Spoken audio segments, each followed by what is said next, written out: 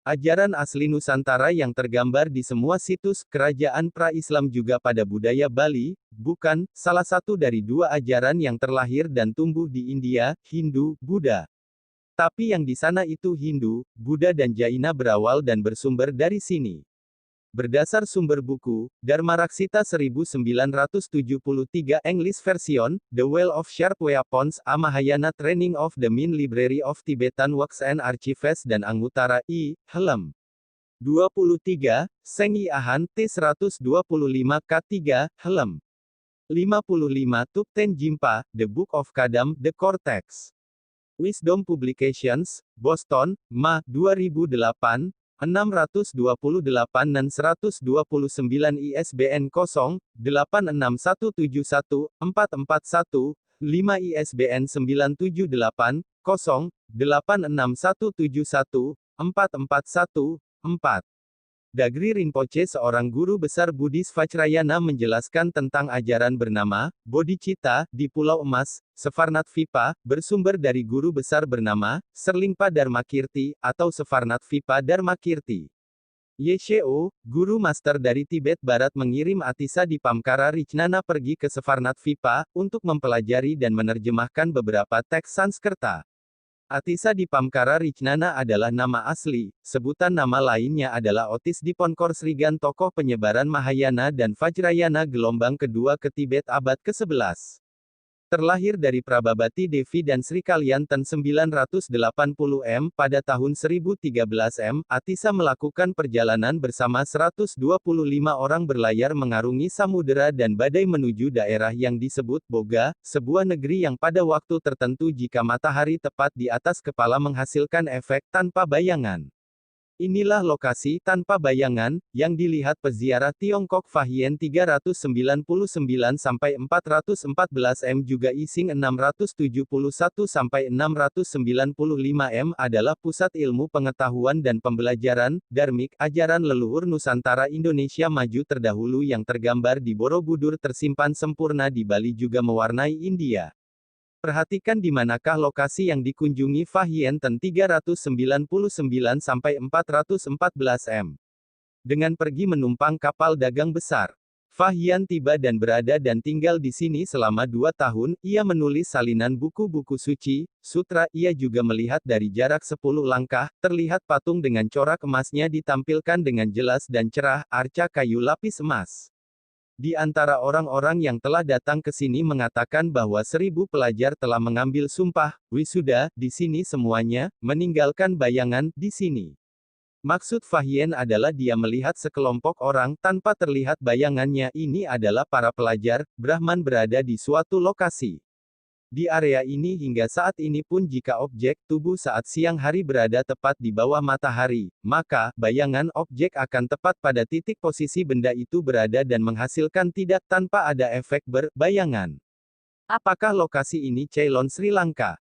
Sumber, Sohganga, Langka adalah nama daerah yang disebutkan dalam Kavyamimamsa dari abad ke-10 Raja Sekara, dalam Ramayana Kavyamimamsa Raja Ehara dan Bala Ramayana. Deskripsi pulau ini tidak mendukung identifikasinya dengan Ceylon atau Sri Lanka. Pulau ini terletak di sisi barat semenanjung di luar Travancore, sementara Sri Lanka berada di sisi timurnya. Hipotetis literasai juga lokasi tempat Langka, adalah istilah teknis Sanskerta yang digunakan dalam ilmu-ilmu India kuno seperti astronomi, matematika dan geometri. Langka di ekuator tempat meridian memotongnya, yaitu tempat dengan bujur 0 derajat dan lintang 0 derajat atau koordinat Lu 0 derajat mendekatinya, adalah matahari berada di posisi equinox, tepat di atas objek di bumi, menghasilkan objek tersebut tidak mempunyai bayangan. Kita cek koordinat Sri Lanka, lokasi ini berada di 10.279, 282.35.5.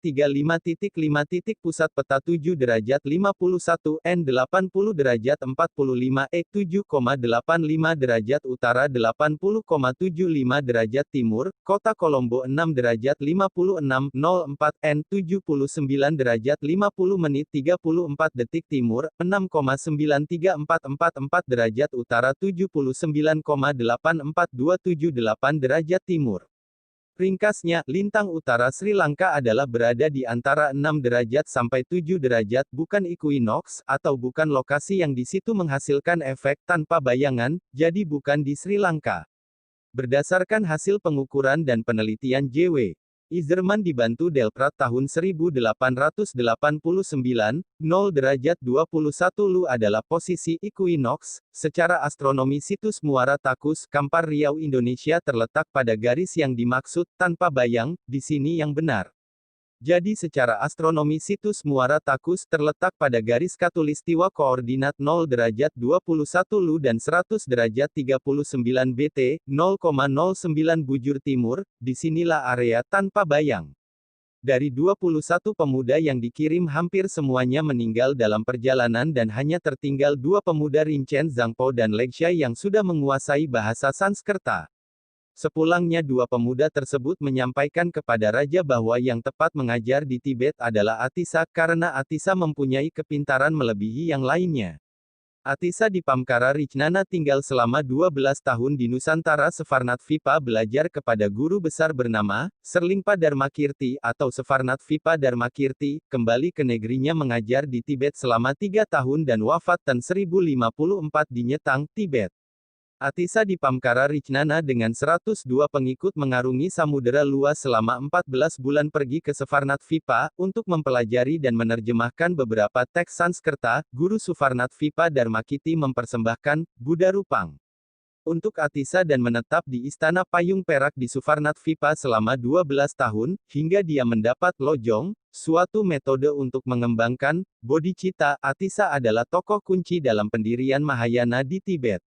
Kitab Mahaprajnaparamita Sastra tentang Ariputra dan gurunya Sanjaya yang ditulis oleh Nagarjuna dalam Mahaprajnaparamita Sastra, risalah tentang kebajikan kebijaksanaan, juga dalam Divyavadana, helm 394. Sarvalokasya ya prajna stapayitva tatagatam, Ariputrasya prajnaya kalamnarhati sodasim. Tertulis. Seorang Brahmin dari Sufarnat Vipa bernama Kinva, Sufarnakesa, salah satu dari 6 guru besar non-Buddhis, Sanjaya.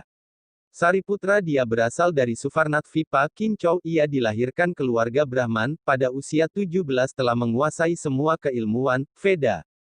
Peziarah Tiongkok yang lainnya Yixing, Elsing, 635-713 pergi meninggalkan negerinya menuju daerah yang bernama Kincau, Kinti, Tanah Emas. Sefarnat Vipa, Indonesia terdahulu menyebut Rivijaya dengan Foce, Boja, Boga atau Celi Foce, versi Tiongkok. Kota Boga adalah kota suci, pusat pembelajaran dharmik di masa jauh sebelum abad 5 SM dengan landmarknya situs Muara Takus yang dilalui equinox di Kampar Riau, Sumatera, Indonesia. Catatan pada Nalada Koper Palate, abad 9 M yang ditemukan di Vihara I Nalada di India, tertulis Raja Pala keturunan Shailendra bernama Balaputra Dewa dari Sefarnat Vipa. Artinya, Nalada, di Bihar India didirikan pada tahun 427 M dibangun oleh dan atas prakarsa Raja Pala dinasti Sailendra Srivijaya dari Sumatera. Beliau membangun Nalada demi kepentingan pengembangan, yang pusatnya pendidikan itu ada di Nusantara. Iri Nalada Mahavihariya Arya Biksu Samgasya. Ini teks kalimat yang tertulis di area Universitas Nalada India. Ada situs stupa bernama Sariputra. Ariputa juga disebut Upatisya adalah putra dari ibunya Ari, Rupasari, karena nama ibunya itulah ia disebut Sariputra. Ayahnya Matara, Nalaka, Nalada adalah nama desanya. Nama ibu dan anaknya jelas nama Nusantara. Mata pelajaran yang dipelajari di Nalada antaranya, Veda, Samgaya, Atharva Veda, Hetuvitya, Logika, Cikitsavitya, Kedokteran, Sabdavitya, Tata Bahasa dan Filologi, not only Buddhism. Nama guru, master di Nalada antaranya, Ariputra, Dharmadasa, Dharmapala, Sefarnatva Dharmakirti dari silsilah Srivijayendra Raja. Dharmapala 670-580 SM bangsawan berasal dari Sefarnat Vipa, murid dari Dharmadasa. Dharmapala adalah guru Sufarnat Vipa Dharmakirti, lahir dari keluarga Brahmin pada tahun 610 SM sampai dengan 520 SM. Dharmakirti adalah keponakan Kumarila Batai 618-540 SM. Mereka semua hidup pada sistem kekeluargaan, materenial Kadatuan Srivijaya. Catatan Tiongkok tentang Nusantara yang membuktikan Nusantara adalah awal dan pusatnya pembelajaran, dharmik original, dan mereka datang untuk belajar, bukan membawa ajaran Buddhisme lalu disebarkan ke Nusantara. Hui Ning perjalanannya selama 3 tahun di Pulau Jawa 664–668 m untuk menerjemahkan sebuah sutra tentang Sevarga, dibantu pakar Jawa yang bernama Jenana Badra. Ising atau Yijing, berangkat dari Guangzhou, setelah berlayar selama 20 hari, dia mendarat di Fosi, Pulau Sevarnatvipa. Pendahulunya adalah Fasian, Fahyanten 399–414, Xuanzang, Hiensang 602–664 m, Yijing diantar olahraga ke Moloyo, Malayu, tinggal selama 2 bulan, dari sana dia berangkat ke Jiecha Kedah 671 m, setelah itu tinggal di sini selama 10 tahun 685–695 m, dia mempelajari Pancavitya yang mencakup pelajaran tata bahasa, pengobatan, logika, seni, keterampilan kerajinan dan ilmu mengelola batin yang dalam bahasa Melayu setempat disebut Tapok Ken Yago. Dia bertemu Dajin, yang menitipkan sutra dan sastra sebanyak 10 jilid. Lalu Yijing pulang disambut oleh Wu Zetian, dia membawa 400 teks kitab, 500.000 sloka dan peta lokasi. Vajrasana ini adalah lokasi pusat puja, di kota suci Kadatuan, Srivijaya, yang berlokasi di Kabupaten 13 Koto Kampar Provinsi Riau, bukan di Palembang seperti yang sudah terpublikasi saat ini. Jadi semua peziarah ke Nusantara, mereka adalah untuk belajar, dharmik original, bukan membawa ajaran Buddhisme lalu disebarkan ke Nusantara dan Palembang bukan pusat pengajaran Buddha, jangan salah. Dharmik original atau Dharma, Dhamma adalah ajaran asli leluhur bangsa Nusantara tergambar di relief dasar Borobudur yang kini ditutup. Ada 12 teks kata, Sevarga, bukan tertulis Nirvana, dan literasi kata Kusala Dharma Baejana. Bukan alasan hanya akan runtuh hingga relief ini harus ditutup.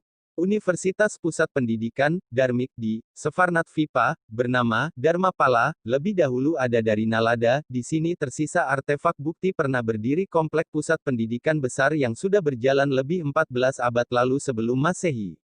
Desa kelahiran Sariputra dari ibu bernama Sari atau Sariha, Rupasari, di wilayah Bimbisara versi Fahyan adalah Pinpo Solo di desa Nalaka, di wilayah Motulo. Ini adalah Melaka, di Malayu. Fahyan, 337–422 m, tinggal di Chang'an, memulai perjalanan 399 SD 412 m berangkat dari Chang'an, menyeberangi Lung. Dst. Setelah melintasi Indus, jarak melintasi Laut Selatan India adalah 4 hingga 5 juta li, sampai berlabuh di tempat yang tanahnya rata tanpa lembah, ada sungai, pergi ke arah tenggara kurang dari 80 yojana, kami melewati banyak kuil dengan sejumlah imam di dalamnya. Setelah melewati tempat ini, kami tiba yang disebut Motulo. Mengikuti sungai Puna, kanan dan kiri ada 20 sangharamas dengan 3.000 imam. Iklim di sini hangat merata tanpa salju, orang-orangnya sangat kaya, tidak ada pungutan pajak atau pembatasan resmi.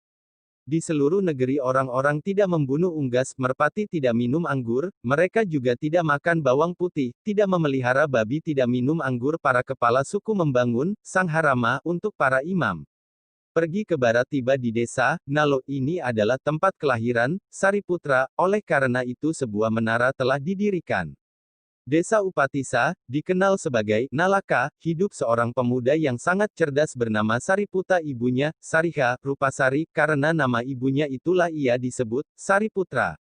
Ayahnya, Matara, seorang Brahmin bermarga Dirganaha karena ia anak pemimpin desa, ia juga kadang dipanggil Upatisa. Di tempat para imam ada sangharama yang dibangun. Di sini mereka membuat menara untuk menghormati Sariputra, Mudgalaputra, juga untuk menghormati Abhidharma, Vinaya dan Sutra. Dari timur ke barat 5 atau 6 li, dari utara ke selatan 7 atau 8 li, di sini Sariputra dan Mudgalyayana pertama kali bertemu. Asvajit juga Nirgranta. Dari selatan kota melanjutkan ke selatan 4 li, kami memasuki sebuah lembah yang terletak di antara 5 bukit, melingkari sepenuhnya seperti tembok. Ini adalah situs kota lama Raja Pinpo Solo. Perhatikan, Dalam Kamus Egerton Buddhist Hybrid Sanskrit Dictionary (AVI) 186.6 tertulis, Yojane Nalada Gramakam, Vel Nalandam, MIVI 56.6, Sri Nalada dalam bahasa Pali tertulis Nalada juga Nala, Nalaka. Nalika adalah sebuah desa tempat kelahiran dan rumah keluarga Sariputra, juga disebut Nalada. Bimbisara menurut kitab Mahaprajna Paramita Sastra bab 40, 1.4. Raja Bimbisara, Pinpo Solo, adalah salah satu raja dari raja-raja besar di Jambudvipa. Karena itulah, 100.000 Cesu Akya, semuanya menjadi muridnya, belajar di tempat ini. Nalada, di Bihar India didirikan pada tahun 427 M dibangun setelah Fahuan 337–422 M ke Nusantara. Nalada adalah cabang pengembangan belajar dari Svarnatvipa yang diprakarsai Shailendra. Disinilah dipelajari ilmu pengetahuan juga ajaran, Dharmik original, Nusantara, The Initial Philosophy of Monotheism, Hyang Widi Tunggal Ida Sang Hyang Widi Waca tersimpan sempurna di Bali, tergambar di Borobudur, mewarnai India. Ref perjalanan Fahian atau Faksian 399 dan 412 M oleh Samuel Beal 1884 ISBN-10,120.811.070. Pada masa pemerintahan Bimbisara, seorang Brahmana, Matara, Fanganta, dari desa Nalada, Nalaka, istrinya melahirkan seorang putri dinamakan Ari atau Sarika, anak keduanya laki-laki bernama Kaustila. Ari, Sarika, adalah anak yang sangat cerdas dan terkadang mengalahkan saudaranya dalam cara berpikir berargumen menyampaikan pendapat dalam debat diskusi.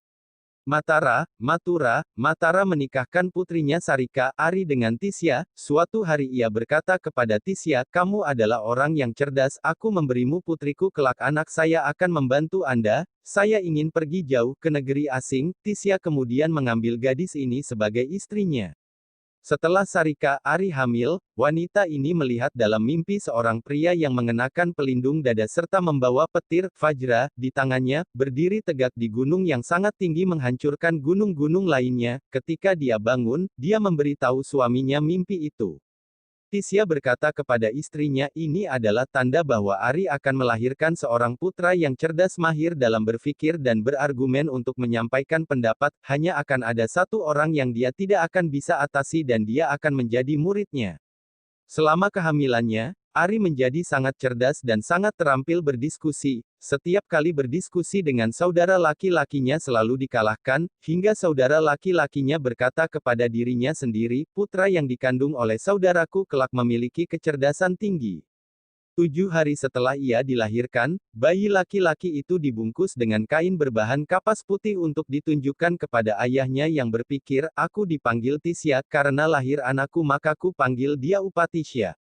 Begitulah nama yang diberikan kepada anak ini oleh orang tuanya, tetapi orang-orang lain mengingatkan bahwa Ari ibunya lah yang telah memberinya lahir, kemudian suami istri itu setuju untuk memanggilnya Ariputra, putra dari Ari.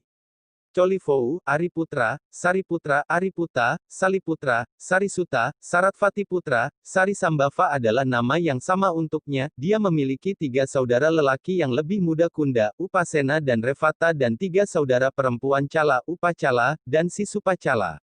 Ariputra, pada usia 17, telah menguasai semua keilmuan Veda. Dalam mencari guru yang baik, ia belajar di bawah salah satu dari 6 guru besar bernama Sanjaya, dan guru keduanya adalah Asaji yang berpengaruh dalam pengembangan awal Buddhism kelak. Tentang Samgasya dan Matara kakek dari Ariputra. Matara adalah seorang Brahmin lelaki ini sangat ahli dalam keilmuan. Raja telah memberinya hak istimewa sebuah desa besar yang terletak tidak jauh dari ibu kota. Desa itu bernama Nalada atau Nalaka. Brahmana ini adalah penulis Matara Sastra, kitab Matara Vritti, yaitu tentang Sangkhya. Samgasya tercatat telah ada sebelum tahun 500 SM. Kata Samgaya yang tertulis di area Nalada Bihar India, di situs stupa bernama Sariputra. Iri Nalada Mahavihariya Arya Biksu Samgasya. Literasi kata Samgasya ini juga terdapat pada kalimat bait ke-8 di Prasasti Kalasan. Bait ke-8. Buradaksineyam Atula Data Samgaya Raja Simhena Sailendra Raja Bupair Anu Paripalyar Santatia, Samgaya. yang tak tertandingi oleh Raja Simha, dari silsilah Shailendra dan penguasa berikutnya berganti-ganti. Maharaja Panangkarana, bangunan suci-nya untuk menghormati ajaran yang telah berjalan selama 700 tahun, Varsasatai Saptabir. Maksudnya bangunan, Kalasan, telah ada juga ilmu tentang, Samgaya, sudah berjalan 700 tahun yang lalu, ilmu ini pula selain, Veda, yang dipelajari di Nalanda India antaranya. Veda, Samgaya, Atharvaveda, Hetuvitya, Logika, Cikitsavitya, Kedokteran, Sabdavitya, Tata Bahasa. Nalanda Bihar India, didirikan atas prakarsa Shailendra sampai kini masih ada stupa bernama Ariputra. Dari nama ibundanya Ari, nama dan ajarannya membuktikan ini asli dan bersumber dari Nusantara, Indonesia yang kelak di kemudian hari menjadi pengajar putra pencetus ajaran yang terlahir dan tumbuh di India, dan kini dilabelkan di Borobudur. Desa Upanisa, dalam catatan Fahuan abad 4 saat berada di area ini menulis dan mencatat dengan kata Upatisya. Adalah tanah kelahiran dari Sariputra anak dari ibu yang bernama Sari, di desa Upanisa Kuala Sungai Panisan, 600 meter sisi kiri jalan masuk dari jalan raya menuju desa Tanjung. Inilah desa yang saat The Groot masuk diantar ke Niniok Datuok. Sebelum dan sesudah tahun 4058 SM di Kadatuan sudah ada peradaban mereka menyebar ke 3/4 muka bumi inilah yang disebut Kaun Saka, Sakaya, Sitya, Arya pada masa 2500 masa tidak aman di daerah Asia Daratan ada dua kelompok keluarga datang kembali ke tanah asal. Sejarah Indonesia hilang atau dihilangkan karena kita sepakat menghitung awal tahun Saka di prasasti dimulai tahun 78 Masehi. Ayo, berpikir kritis dan cerdas tentang siapa sebenarnya kita, apa dan siapa, Saka. Ini artikel upaya membongkar, fakta sejarah, Nusantara yang disembunyikan, jadi akan sia-sia saja jika, dipadankan, dengan sumber-sumber, mainstream, yang kini ada. Ini tidak ada di buku sejarah yang dominan menyadur dari tulisan, penjajah, yang ingin, merampok. Karena catatan sejarah kita telah dikamuflase, juga seragamkan, bahwa kita adalah bangsa, lemah, pengimpor budaya lain, semua terpublikasi dari India juga tidak mempunyai catatan sejarah pernah berjaya di masa lalu. Sebelum tahun 78 Masehi. Karena rancunya penulisan tahun sejarah dimulai dari sini. Fahami ini. Sudah waktunya ilmu pengetahuan, saat ini, merevisi catatan sejarah, mengklarifikasi terhadap catatan masa lalunya yang ditulis atas kepentingan, subjektif, suatu bangsa terhadap bangsa lain, yang faktanya ingin menguasainya. Hilangkan sejarahnya lalu kuasai, ini faktanya. Hal yang terburuk dalam pencatatan masa lalu leluhur kita adalah penghitungan awal angka tahun, Saka, di seluruh prasasti yang dihitung mulai tahun 78 Masehi. Sehingga, hilang, semua fakta nyata sejarah nenek moyang kita sebelum tahun itu. Kalender Jawa diciptakan oleh Empu Hubayun, dibuat berdasarkan, Sangkan Paraning Bawana, asal-usul isi semesta pada tahun 911 SM mengikuti peredaran matahari, tahun 1625, Sultan Agung atas dasar kesinambungan, anehnya mengeluarkan dekrit tahun 1547 Caka diteruskan menjadi tahun 1547 Jawa, beliau memakai kalender Saka India 1547 plus 78 sama dengan tahun 1625 Masehi, jika dihitung berdasar awal tahun Jawa Empu Hubayun, 911 SM tahun 1547 sampai 911 plus 1, seharusnya 635 Masehi. Sumber lain tentang kalender Saka yang dipakai saat ini, berawal pada tahun 78 juga disebut sebagai penanggalan Saliwahana. Salivahana, kalender Saka berdasar pada perputaran matahari dan berasal dari kelahiran Salivahana, ini dimulai pada tanggal 1 Vaisaha 3179 dari Kali Yuga, atau pada hari Senin tanggal 14 Maret tahun 78 Masehi. Viracarita, abad ke-12 menyebut Salivahana sebagai saingan Raja Vikramaditya dari Ujjain. Menurutnya, Salivahana mengalahkan dan membunuh Vikramaditya, dan kemudian memerintah dari Pratistana. Sudraka adalah rekan dekat Salivahana dan putranya Sakti Kumara. Kemudian, Sudraka bersekutu dengan penerus Vikramaditya dan mengalahkan Sakti Kumara. Legenda ini penuh dengan cerita mitologis. Era Aka yang populer adalah digunakan pada penanggalan prasasti kuno abad pertengahan dan sastra di India, Nepal, Burma, Cambodia, dan Jawa, Indonesia. Secara umum diyakini bahwa era Aka dimulai pada 78 M. Studi kritis dan komprehensif referensi epigrafi dan sastra dari era Aka tampaknya membawa kita pada kesimpulan bahwa era Aka dan era Akanta tidak identik. Zaman era Aka dimulai pada 583 SM sedangkan zaman era Akanta dimulai pada 78 M. Sejarah kronologis India kuno telah diajukan sejak 661 tahun karena dua zaman yang berbeda ini secara keliru dianggap identik. Sejatinya Saliwahana adalah raja dari India bagian selatan, yang dikalahkan oleh kaum Caka, dan tahun yang digunakan adalah tahun yang dipakai bangsa kaum pemenang, dimulai saat ditaklukan, Nyaten 78 M. Tony Joseph penulis buku Early Indians, The Story of Our Ancestors and Where We Came From, diterbitkan oleh Juggernaut, menulis bahwa Arya bukanlah penghuni pertama India dan peradaban Harappa, Dravida, ada jauh sebelum kedatangan mereka. Ini berarti bahwa bangsa Arya atau budaya Veda bukanlah sumber tunggal peradaban di India dan sumbernya yang paling awal berasal dari tempat lain.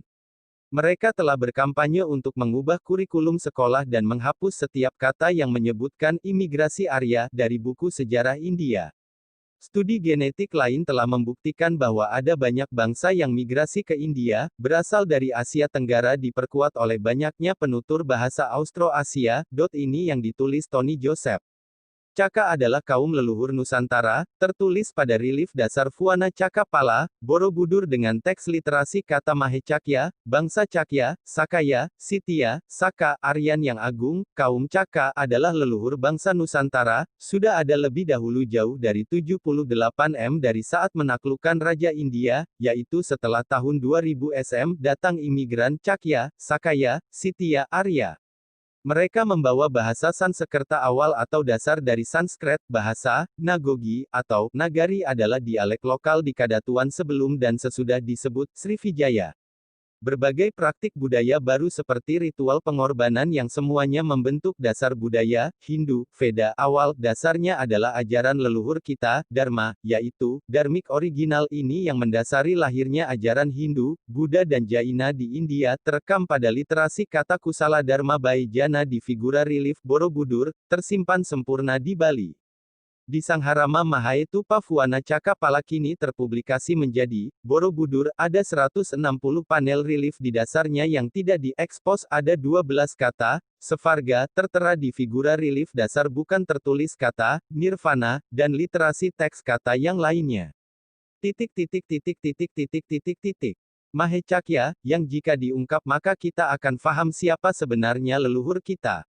Mahecakya, figura panel 43. Kata, Mahe, berarti besar atau bangsa yang besar. Dan kata, Sakaya, adalah kaum Caka Nusantara. Mahesahya adalah salah satu kata yang terserap ke bahasa Sanskerta yang juga digunakan dalam kitab-kitab seperti Upanishad, Veda. Transliterasi yang berbeda yang membuktikan bahasa dalam teks di relief bukan Sanskerta, tapi bahasa ini yang mendasari Sanskerta, sehingga dimungkinkan ada kemiripan. Bangsa Jerman mengambil simbol swastika dari bangsa yang lebih maju di masa terdahulu. Bangsa itu adalah leluhur Nusantara. Dalam kamus Petersburg Dictionary Otto Boehtelink dan Rudolf Roth tahun 1879 sampai tahun 1889 dan Saint Petersburg Great Set Dictionary tahun 1855 sampai tahun 1875 disebut Mahesahya, Mahendranagari, Mahendrayajin, Mahesabandu. Kata-kata miripnya ialah Mahesahya, Maheshvarasiddhanta, Mahibrit, Mahidra, Mahesahya, Mahahava, Mahavanich, Mahesudi. Harvard Kyoto transliterasi, Mahecakya, menjadi, Mahezahya, di Veltuis kata transkripsi, Mahe, mendapat imbuhan, Sahya, versi i-transmodern adalah, Mahesahya, Mahesakya, dalam font IPA, Mehe-CKJ. Mahesahya versi Devanagari adalah Mahesahya ditulis dalam IAST transliterasi dengan tanda diakritik. Kata ini ditulis Mahesahya, berarti, seorang pria besar gagah agung, dalam kata Sanskerta dengan terjemahan menjadi seorang pria yang agung mulia. Kata-kata yang memiliki makna yang mirip dengan Mahesahya, baik dari bahasa Sanskerta atau dari bahasa Jerman berarti seorang bangsawan pria yang agung. Pria agung bijaksana itu adalah pemimpin bangsa pada peradaban maju Nusantara Indonesia terdahulu kaum Caka, dibuktikan dengan ratusan prasasti berangka tahun Saka. Bangsa Cakya, Sakaya, Sitya, Saka, Aryan yang agung adalah leluhur bangsa Nusantara Supras keempat yang berasal dari bangsa Jawi, bangsa yang menurunkan kaum Caka yaitu 1. Jawi, bukan suku. 2. Madayu. 3. Cambises. 4. Skitya, Sakas Caka Aryan.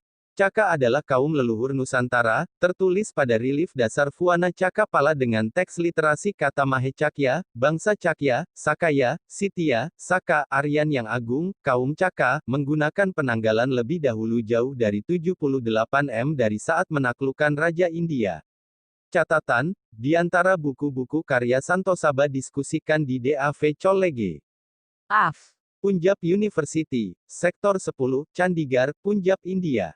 Fuana Cakapala, kini terpublikasi bernama Borobudur ada 160 panel relief di dasarnya tidak dapat dilihat dinamakan ditafsirkan dicocok-cocokkan dengan kitab India, Mahakarmawi Bangga, hingga terpublikasi bangunan ini dari India. Sampai orang Bali sendiri di tempat tersimpan sempurnanya, dharmik original ajaran leluhur bangsa Nusantara saat ini, percaya bahkan bertahan bahwa budaya dan ajarannya Dharma dari sana. Kapan dan siapa misionaris India pra-Islam yang datang ke Nusantara membawa Hindu, Buddha? Tidak ada dan memang tidak pernah ada, ini hanya publikasi penjajah yang berniat memutus hubungan bangsa Nusantara dengan pendahulunya untuk kemudian dirampok kekayaannya, fahami ini.